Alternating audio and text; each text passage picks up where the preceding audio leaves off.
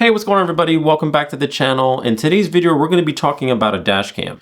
We're going to be reviewing the VANTRUE On-Dash N4 4K, 3-channel, a bunch of other stuff. We're going to be covering it all. If you're shopping around for a dash cam or you're not really sure if you need one, we're going to be talking about all of that in this video. So make sure you watch this whole video so you can get the right information to make the right purchase. All right, so before we jump into the details of this dash cam, I just want to quickly take 2 minutes to cover the first part of this video really and why you should get a dash cam or why you should consider getting a dash cam. I will tell you personally, I never had a dash cam. I never really thought about having one or needing one. And if you have been following my channel, a little over a year ago, I was in a semi-serious car accident. The car was totaled. You know, I did get some injuries. Thankfully, nothing major. I am here present, thank God. I didn't have a dash cam at that moment when that accident happened. I'm in like a legal battle right now with the insurance companies. But anyway, long story short, nobody wants to take responsibility. Everybody's saying they did it, not my fault. And if I did have a dash cam, it would probably expedite things because it's kind of irrefutable. You know, if I had video of what exactly happened at that moment, you know, you really can't deny that. And it's obviously more leverage in the legal system. And my son, after the accident, he was like, "You need a dash cam, Dad. You got to get one." Thank you to my son. He actually bought this for me as a gift. So I appreciate him buying this for me and, you know, looking out for me. That's my personal reasons why I wanted a dash cam, but there's 1,000 other reasons. Insurance fraud, people who will slam into your car and then try to blame it on you to get a paycheck. You know, you have people committing crimes, stealing cars, breaking into windows, road rage stuff. There's so many things that can happen on the road. You know, like they say, it's like when you need it, you wish you had it. So it's kind of like you just set it and forget it. You know, if you need it one day, it's there. Anyway, that's my little spiel and why I think you should get a dash cam and why it's important. That's my advice. Take it or leave it.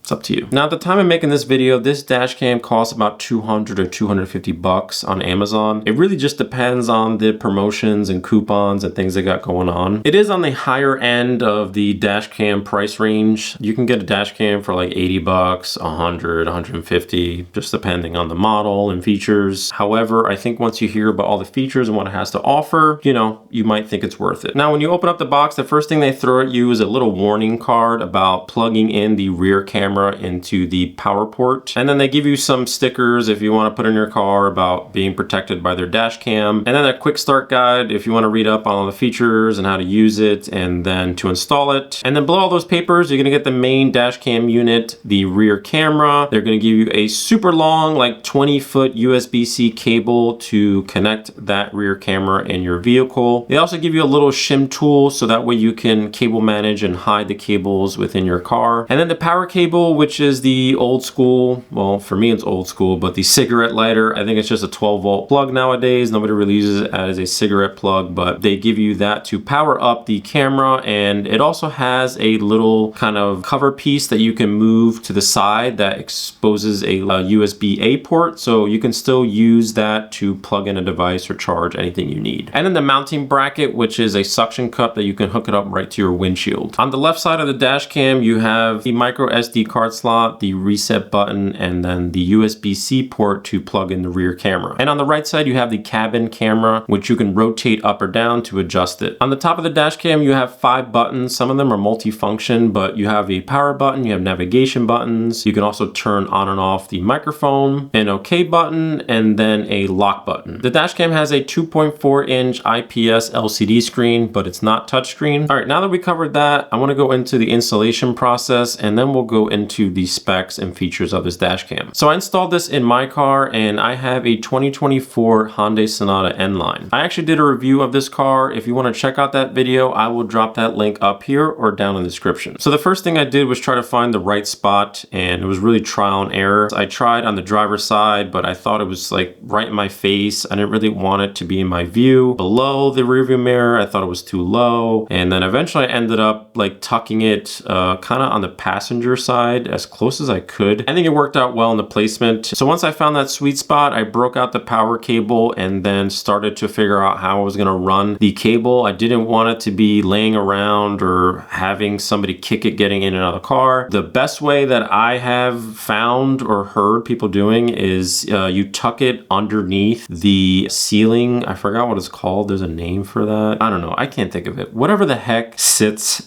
on the ceiling of your car. You tuck in the wire. That's where that little shim tool is going to come into play here. You use that, and to be honest with you, I had a lot more room than I thought up there. There was a couple millimeters, you know, I was able to like easily shove it in there. I didn't need to use a tool. It went up there pretty simply. I just kept like pushing it, you know, as I went along. And then once I got it in there, I have the column, the door column there that's on the passenger side. That took a little bit of time. I did need to use the shim tool and then basically work in the cable and pulling out enough for the cable to fit in there. Take your time, you know, don't rush it, but you can fit a cable in there. Wash and repeat until I got all the way down that column. And then I just kept following down and tucking it in this rubber piece within the door and then the front dash. It looked pretty good. Like you can't even tell there's a cable in there. And then when I got down to the bottom, I tucked it underneath the glove box. And then on the left side of the passenger seat, there is a little kind of cubby box thing that you can put your phone in if you need to. And I just used that to lay the extra cable in. I'll probably use a zip tie or Velcro strap to make it a little bit neater. And then, yeah, I just plugged it in the cigarette lighter or 12-volt plug, whatever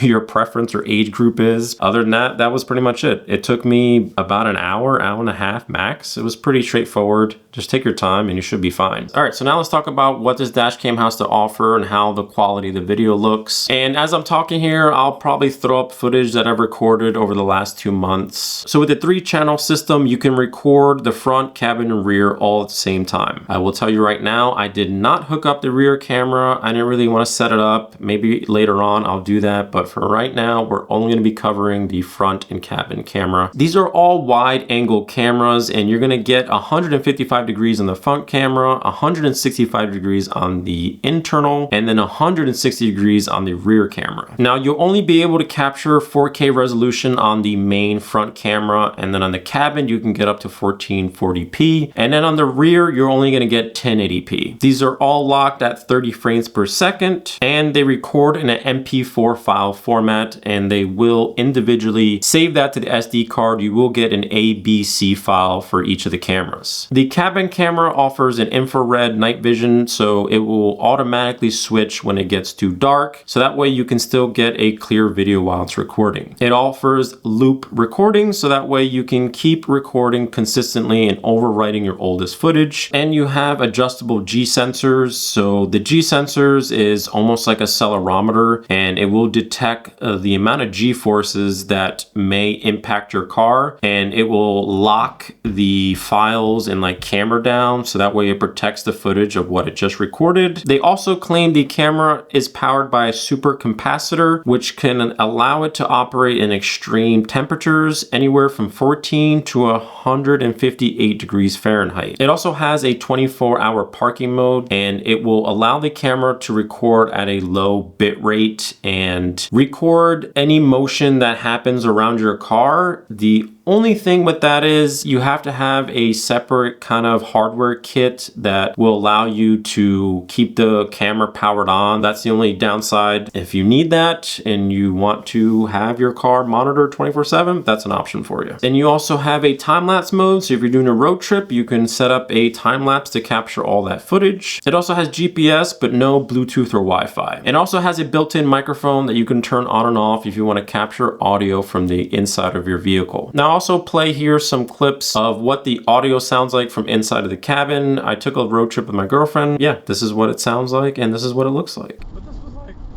in December. No, honey, it was like 2 weeks ago. No, babe, it was not 2 weeks ago. Yes, it was. No, it was more than that.